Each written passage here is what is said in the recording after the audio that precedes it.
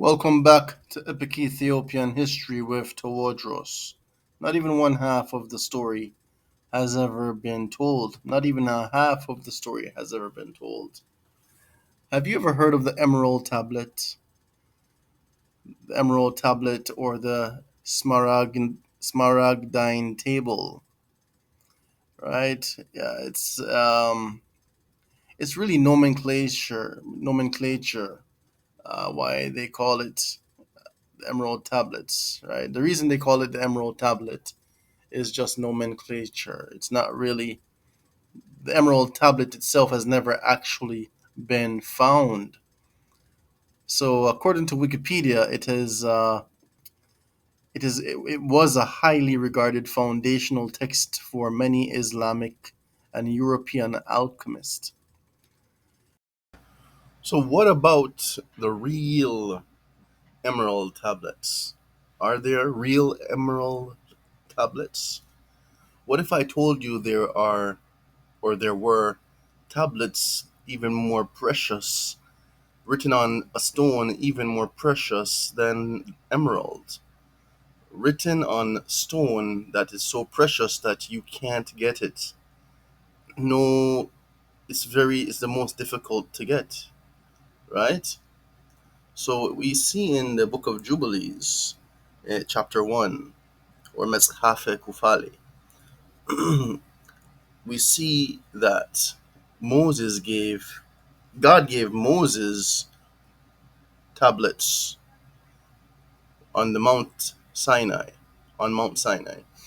Now, in the English version, it says,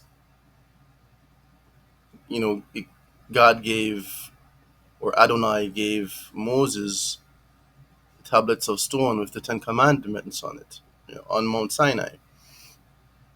However, when you look at the Amharic version, the Ethiopian version, right, in the Ethiopian Bible, in the book of Jubilees, or Mጽሐፈ Kufale, it's worded a little differently, right? So we're looking at chapter 1 of Jubilees in the Amharic version, right?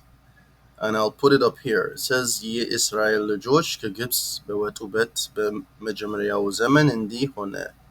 በሦስተኛው ወር ያ ወር በባተ በአስራ ስድስተኛው ቀን እግዚአብሔር ከኔ ዘንድ ወደዚህ ተራራ ውጣ ከኔ ዘንድ ወደዚህ ተራራ ውጣ. Now, when the children of Israel went out of Egypt, in the beginning of that era, of that time, it came to pass on the third month, or in the third month, from the beginning of that month, on the 16th day, right, on the 16th day from the beginning of that month, እግዚአብሔር said to Moses, ascend unto me here on the mountain, here on top of the mountain.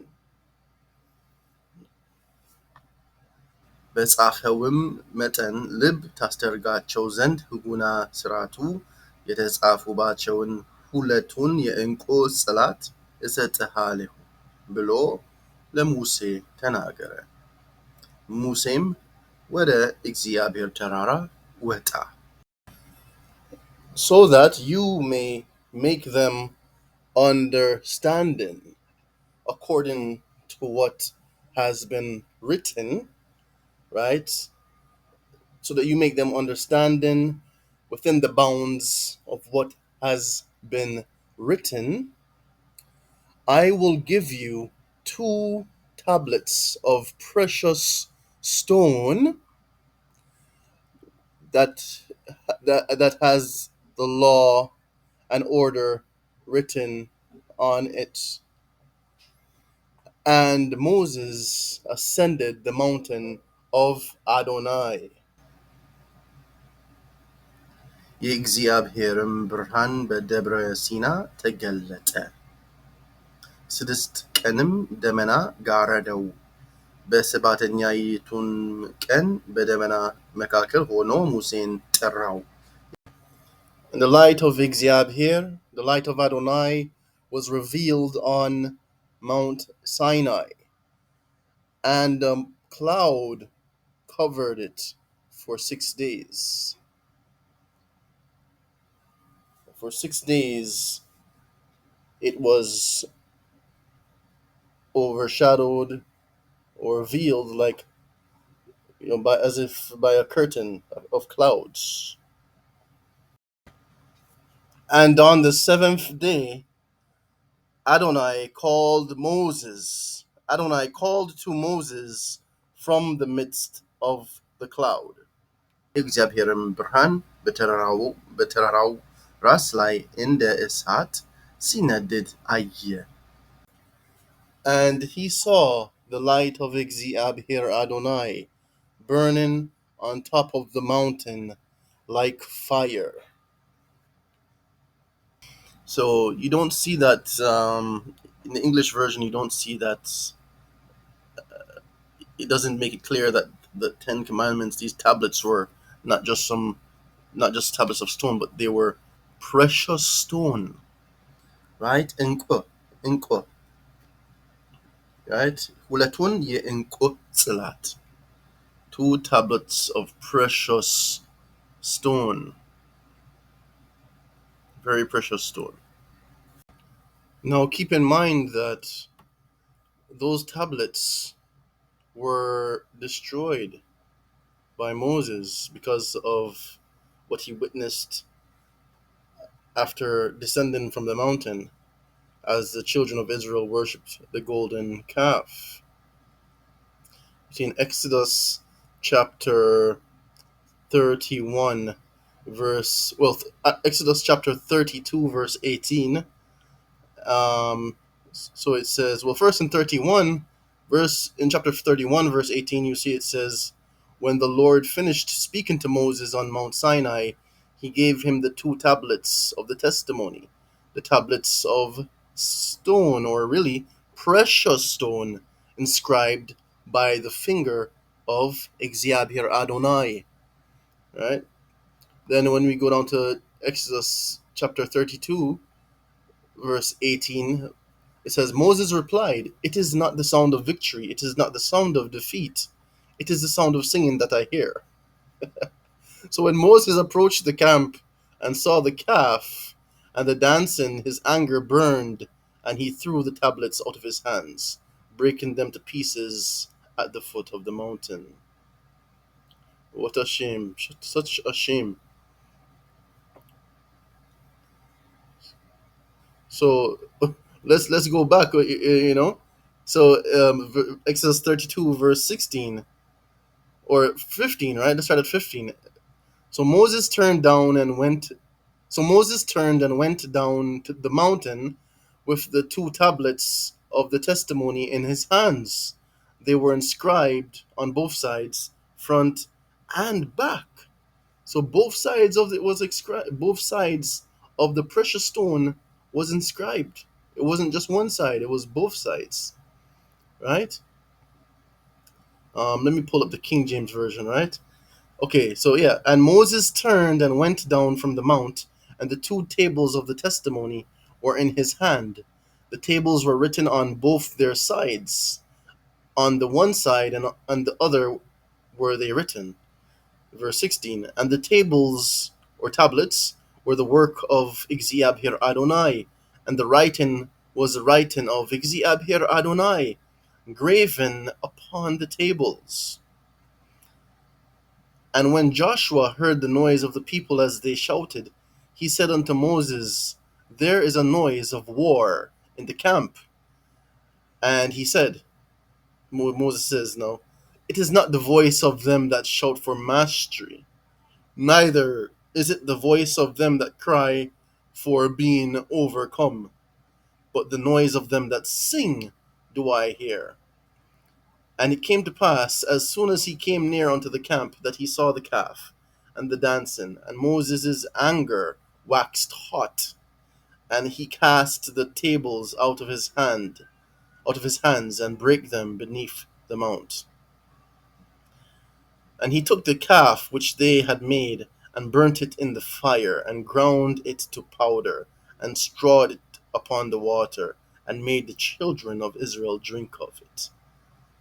So Moses was really, really upset about that. He was so upset that he broke these tablets that were inscribed by the finger of Adonai, Exaber Adonai, on precious stone. And if you think about it, right, even though it was a precious stone that the Ten Commandments were written on, what made the Ten Commandments, the two tablets, even more precious is the fact that they were inscribed by the finger of Exaber Adonai himself. And it seems like it couldn't be allowed to it seems like Moses just decided he was not going to allow such a precious item to even exist. He didn't just put it away or hide it for anyone else. He just threw it down and broke it into pieces, it says. So we know that tablet, those two tablets of precious stone, were destroyed by Moses, according to Exodus chapter 32. Right? Now, have you ever heard of the gold tablets? The gold tablets uh, actually exist. That's something that actually is um, tangible, that we can actually produce the evidence proven that they exist. I don't know much about the emerald tablets. However, the gold tablets do actually exist. There were gold and silver tablets found as well. But before I go there, let's start from the top. Let's start from the beginning, because right now we're on chapter 72 of the Kebra Nagast, right? Concerning the king of Rome, be'ente neguse romhi, be'ente neguse romhi, be'ente neguse romhi, concerning the king of Rome. It begins, Mengiste Romse le Yafet welle no konet kiflu we Mengistu. Mengiste Romse le Yafet welle no konet kiflu we Mengistu. The kingdom of Rome was the portion and dominion of Japhet, the son of Noah. Or the kingdom of Rome was the portion and kingdom of Japhet, the son of Noah. Now, in Genesis 10, it tells us,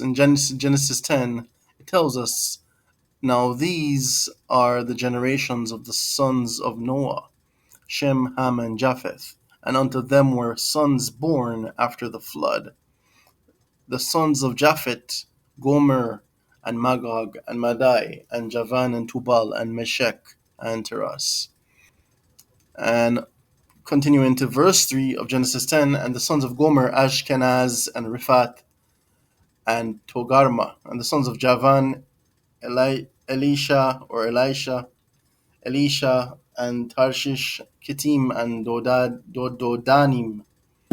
By these were the isles of the Gentiles divided in their lands, every one after his tongue, after their families in their nations. Now, in the book of Jubilees, Meshaphe Kufale, or the book of divisions, in chapter 8, verses 25 to 30, it reads, And for Japheth came forth the third portion beyond the river Tina to the north of the outflow of its waters, and it extends northeasterly to the whole region of Gog, and to all the country east thereof.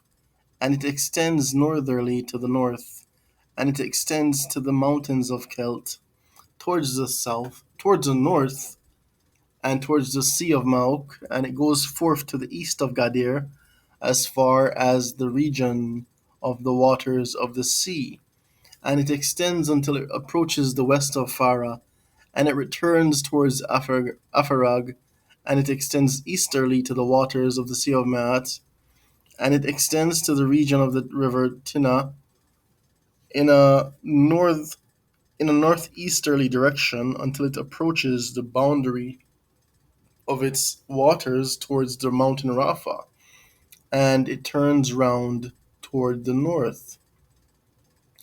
This is the land which came forth from Japheth and his sons. This is the land which came forth for Japheth and his sons as the portion of his inheritance, which he could possess for himself and his sons for their generations forever. 5 great islands and a great land in the north. But it is cold, and the land of Ham is hot, and the land of Shem is neither hot nor cold, but it is of blended cold and heat. So the land of Japheth is cold, and the land of Cam is hot, and the land of Shem is neither hot nor cold.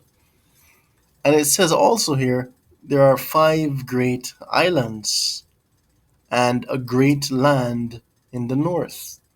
So the next verse says, وَإِنْزَ يَنَبْرُ جَبْرُ أَهْجُرَ بيت أسرو وكلية وإلى يعبية وإلى يعبية وإلى يعبية أهجرة من قستوم داريوس هانتسة أنطوكيا وديرسيا وبارتونيا وروميا وينبرو هي إلى نجسو.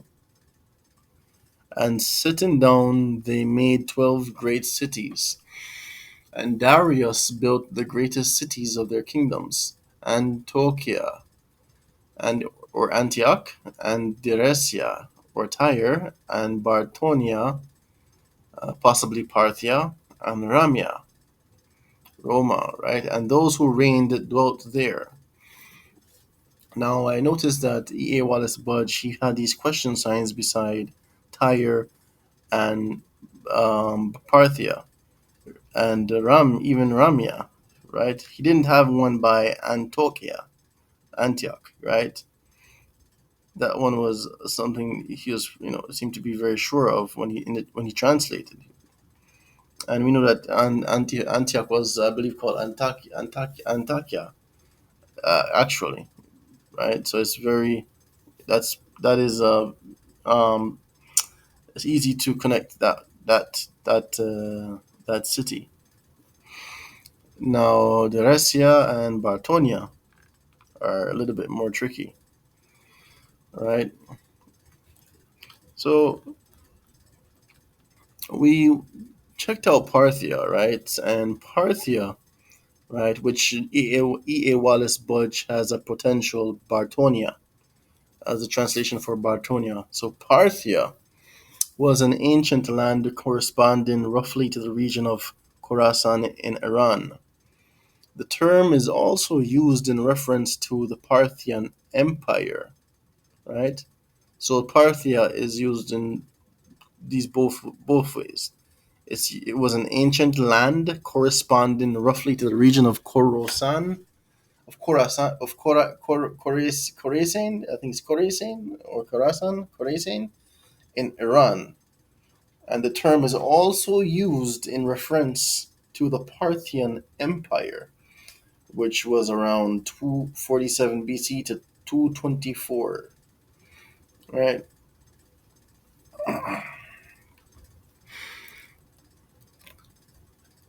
So Parthia is one of the 24 subjects of the Achaemenid Empire in the Egyptian statue of Darius the First. Right, so we see Parthia is found in a hieroglyphic, um, in the hieroglyphics on an Egyptian statue of Darius the First. And Parthia is one of the 24 subjects of the Assyrian Empire.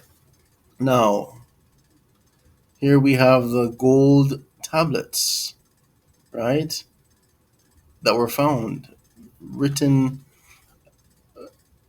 with an inscription in the cuneiform script, right? The name first appears in as Parthava, right? So Parthia is first. The name Parthia is first found as Parthava in the Bisiton inscription of the Achaemenian king Darius I, but Parthava may be only a dialectal variation of the name Parsa or Persia, right? Or Persian. So the gold foundation tablets of Darius I. So these gold foundation tablets are attributed to Darius I, right? They were found in the Apadana Palace in their original stone box. The Apadana Palace is in Persepolis, about 30 miles northeast of Shiraz in the Fars region of southwestern Iran. Now, these two gold tablets or deposition plates were gold, and there were two others that were made of silver.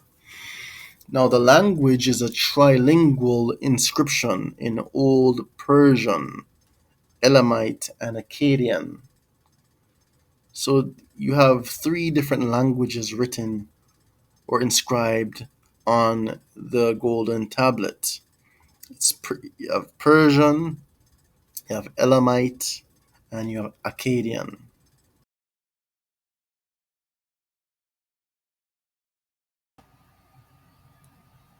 So you've been listening to me talk for 20 minutes, and you're probably wondering the same thing. What does the gold tablet say?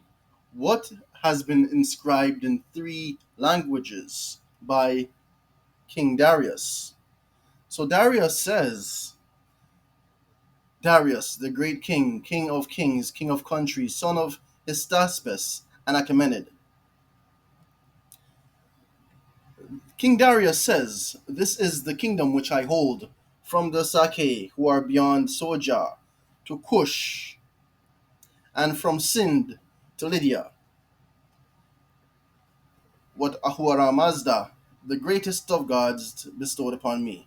And Ahura Mazda is the Zoroastrian god that King Darius worshipped. Right? So King Darius is proclaiming, he's making a proclamation in this trilingual inscription concerning the kingdom which he had in his possession. Right? He said, from Sake, who are beyond Soja, to Kush. Now, Kush is a Hebrew term for Ethiopia. Now, when we say Kush, we know that Nimrod, the Ethiopian, Nimrod, the son of Kush, Kush is also known as Ethiopis. So, Nimrod, the son of Ethiopis, he built a great kingdom in Mesopotamia, right? Even though Mesopotamia was given to Aram, right? It was given to Aram, the son of Shem. Nimrod had a great kingdom. He was the greatest king at the time. The whole world knew Nimrod. Okay, and he built his empire in the region of Mesopotamia. So he had his kingdom there, and he had uh, a Kushite kingdom there, right? An Ethiopian kingdom. So the kingdom of Ethiopia was very broad, right? In what we call now Sudan, it was also Ethiopia. Nubia was also Ethiopia.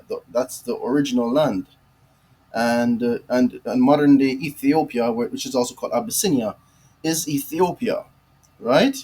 So the kingdom of Ethiopia is broad. Um, it's just that the highlands of Ethiopia have never been colonized. Okay, and the Nubian Kushites, and in fact, the Nubian Kushite culture actually it comes from the Gasha culture, which came from northern Ethiopia, which we call now Eritrea, and and the Sudan. So any direction you want to go, the source is actually the modern day what we know as modern day Ethiopia, right? Of course, Eritrea they separated from Ethiopia in the 90s. However, we know that that land is Ethiopia. It was a part of the Ethiopian kingdom during the time of His Imperial Majesty Emperor Haile Selassie. During the time of Menelik, that was Eritrea was a part of Ethiopia. Nobody can deny that. Okay, so even the Nubian culture, this Kushite culture that went and ruled up to even Memphis, they became the pharaohs of Egypt. That culture, they came from Ethiopia. So now we have Sudan, Egypt, and Ethiopia as separate countries. In the ancient time, it was, of course, you had people who had their own portion, Ethiopians who had their different portions and their different languages. However, it was understood that they were all Ethiopians. The culture is very similar even to this day. And Nimrod built his kingdom in Mesopotamia, the land of Aram, right? And Babel and Akkad, Calne and Ashur, So King Darius now, being the king of the Achaemenid Empire, which stretched across Mesopotamia, he was now ruling that land, the land that was ancient Babylon, Mesopotamia, right? Ur, and these ancient lands were now under his control. Now, in fact, what we're going to do is we're going to start with the Gash culture, right? Because a lot of people are always arguing or debating whether or not the biblical Kush is in Sudan or modern day Ethiopia or in Mesopotamia. So let's start with the Gash culture. Now, the Gash culture dates from approximately 3000 to 1800 BCE and is recognized for its significant contributions to the early development of the Nubian region. They flourished around the region of Kerma in modern day Eritrea and eastern Sudan. Remember, Eritrea only separated from Ethiopia in 1991 after their fight for independence from Ethiopia began in 1961. Therefore, Gash culture would in fact be ancient Ethiopian, 3000 BCE to 1800 BCE, right? So people now, Eritreans will argue that Eritrea is different from Ethiopia, right? And how long have they been separated from Ethiopia?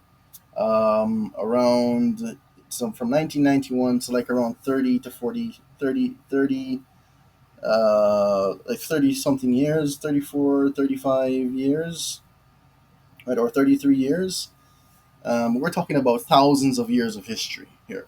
So, I mean, please excuse me and don't be offended by the statement that we're making here. This is just history. It's a fact. So, it's thousands of years of history that was Ethiopia, right? So, we can't trade a 30 something years, or if you call from 1961, you could say, oh, okay, around almost 90 to 100 years. Still, we cannot exchange that for, because they were in arguments. They were fighting for independence since 1961. However, you can't exchange that for thousands of years of history. Okay, so the Gash culture would in fact be ancient Ethiopian, 3000 BCE to 1800 BCE. In the time of Christ, that would have been Ethiopia as well. Now, archaeological findings of Gash culture 3000 to 1800 BC.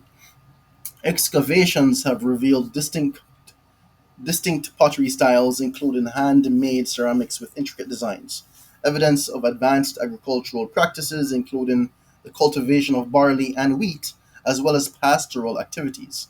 The presence of large burial mounds suggests a complex society with social stratification. The Kingdom of Kush was an ancient Nubian state that emerged in the region of modern day Sudan around 1070 BCE, following the collapse of the New Kingdom of Egypt. Now, Kush, around the time of King David, which is like 1070 BC, Kush was centered around the confluence of the Blue Nile, White Nile, and Atbara River, with its early capital at Napata. This kingdom was a kingdom rich in resources which contributed to its wealth. I know that the Atbara River, or Nahr Atbara, also referred to as the Red Nile and or Black Nile, is a river in northeast Africa. It rises in northwest Ethiopia, approximately 50 kilometers north of Lake Tana and 30 kilometers west of Gondar. It then flows about 500 miles to the Nile in north central Sudan, joining it at the city of Atbara. Now, the roots of Kushite culture can be traced back to earlier Nubian cultures, such as the Kerma culture, which existed from around 2500 to 1500 BCE. These cultures laid the groundwork for the development of Kush. And we already established that the Kerma culture was the Gash culture which flourished around the region of Kerma in modern day Eritrea, which was part of modern Ethiopia until 1991, and eastern Sudan.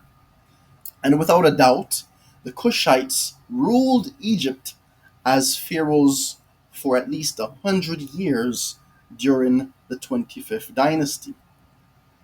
Now, the rise to power was during the Napatan period, around 1070 to 664 BCE.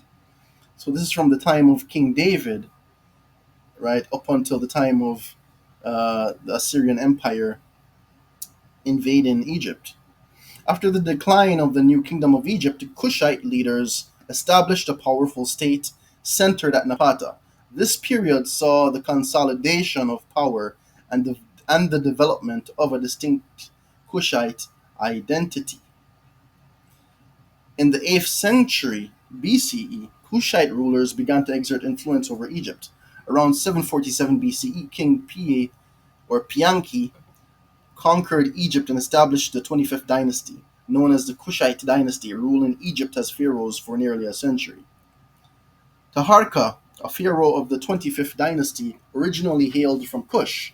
During his reign, he faced numerous Assyrian invasions as the Assyrian Empire sought to expand its control into Egypt.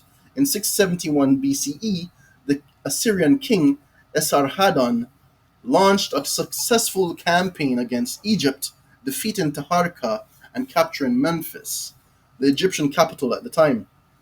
Taharka retreated to the south, but managed to regroup and continue resisting Assyrian control. Right? So, Taharka, this is the king that we saw in the Bible.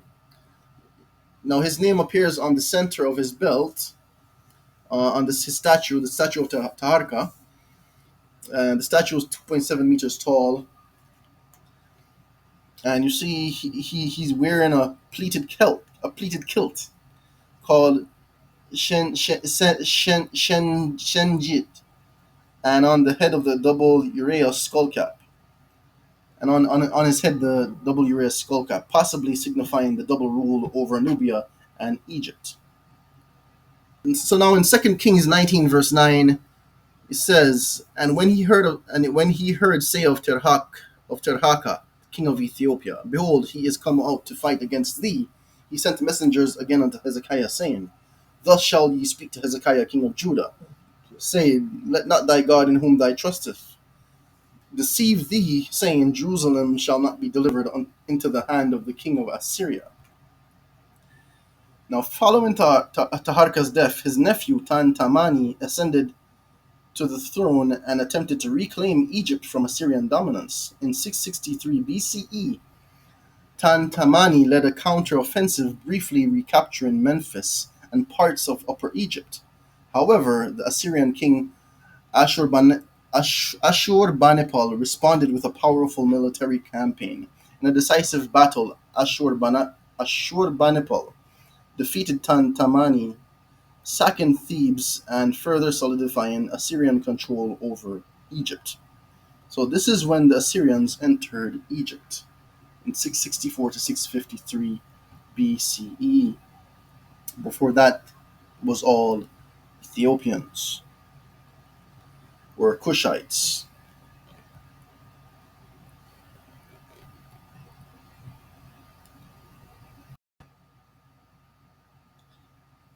So what happened was the Medes defeated the Assyrians, right? The Medes defeated the Assyrians, right? And then after the Medes defeated the Assyrians, Cyrus the Great defeated the Medes. Okay? So Cyrus the Great would have inherited all the lands that the Assyrians that the Medes had inherited from the Assyrians. So Cyrus was the king of Persia. So Assyria, the whole domain of Assyria became the domain of the Medes, and then the domain of the Medes became the domain of the Persians, right? So Cyrus the Great, or Cyrus II of Persia, inherited all those lands, and then sometime after Cyrus, Darius the Great was the ruler of Persia, and he was the king of Persia, and that's why in the inscription of Darius, he is, he's making it known of all the lands which he holds. So Darius is not the one who necessarily conquered these lands. It was actually the Assyrian Empire, right? So Darius came later on, or in the uh, is it the late late sixth century, like nearer to the fifth century. That was when Darius the Great was king of Persia. Now the Roman Empire that came later, at the height of its power, in the Eastern Roman Empire, they had control of Turkey, Iraq, Egypt, Jordan, the Sinai, all the way to Persia, to the Persian Gulf, the Mesopotamian region, and Turkey, and parts of north of Turkey. So all the way to the I believe it's the Caspian Sea, right? So the Roman Empire had spread that far. I believe it was around 117 AD when the Roman Empire was at the height of power. So when the Kebra Nagast, when they say Rome, right? You remember and that's why they were saying Antioch is a city in that area, which is in Turkey. Okay, because that at that time Rome was already that area was called Rome. It was considered part of Rome. Istanbul, Constantinople, that was considered Rome, even though in the time of David it wouldn't have been considered Rome. It would have been called, that would have been the Assyrian. You'd have the you have the Hittite people who lived in Anatolia, right, in Hattusa area in Anatolia, in like central Turkey, kind of, sort of. And you have the Syrians, who, that was their kingdom. Um, they were in that region during the time of King David. So, that's, the reason why I'm going into all of these details is because in chapter 72 of the Kebra Nagast, it talks about King David.